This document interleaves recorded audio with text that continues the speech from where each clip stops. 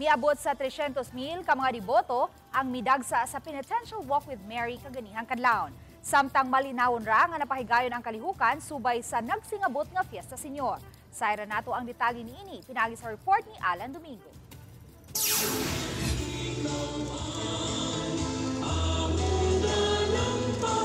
Kini ang lawod sa mga deboto nga misalmot sa Penitential Walk with Mary.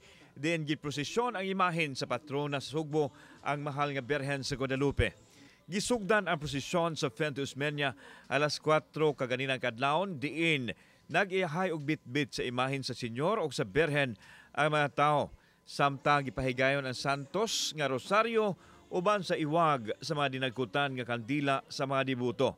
Mipadailos kini subay sa Osmeña Boulevard hangtod na sa downtown area padong sa Basilica Minore del Santo Niño. Tungod sa kadaghan sa mga tao daw di mahulgan og dagom ang giagian sa prosesyon. Bisan og adunay mga marshals nga nagkordon sa masig kahabig sa karsada, wa kini magsilbi kay gisakop sa mga deboto ang tibuok karsada sa Osmeña Boulevard. Sa drone video makita ang ulo sa prosesyon nga hapit na moabot sa destinasyon sa Basilica apan ang tumoy tuwa pa sa starting point sa uptown area. Gikan pa sa ubang dapit ang mga deboto nga mituyo og ari sa syudad aron motambong sa Walk with Mary. Ang tinuig nga Penitential Walk with Mary himuon sa ikasiyam ka adlaw sa nobinaryo subay sa ika-460th Fiesta Senior Celebration. Matod sa Cebu City Police, maabot sa 300,000 ka mga tao ang misalmot sa Walk with Mary.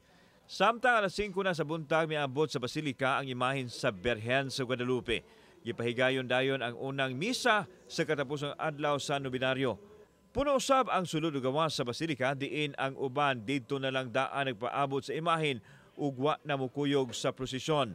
Aron masiguro ang kahamsa ug kalinaw gatusan ka mga pulis ug mga force multipliers ang gipagkatap sa madapit nga kabahin sa prosesyon. Assessments to Walk with Mary, very peaceful and orderly. So far, wala tayo na monitor ng incident that will cause us alarm.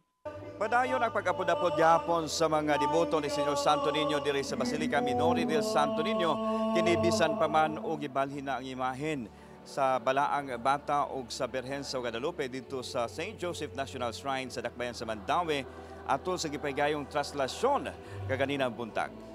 Alas 7 ganang buntag, gigawas ang imahen sa Senyor o sa mahal nga Birhen alang sa traslasyon.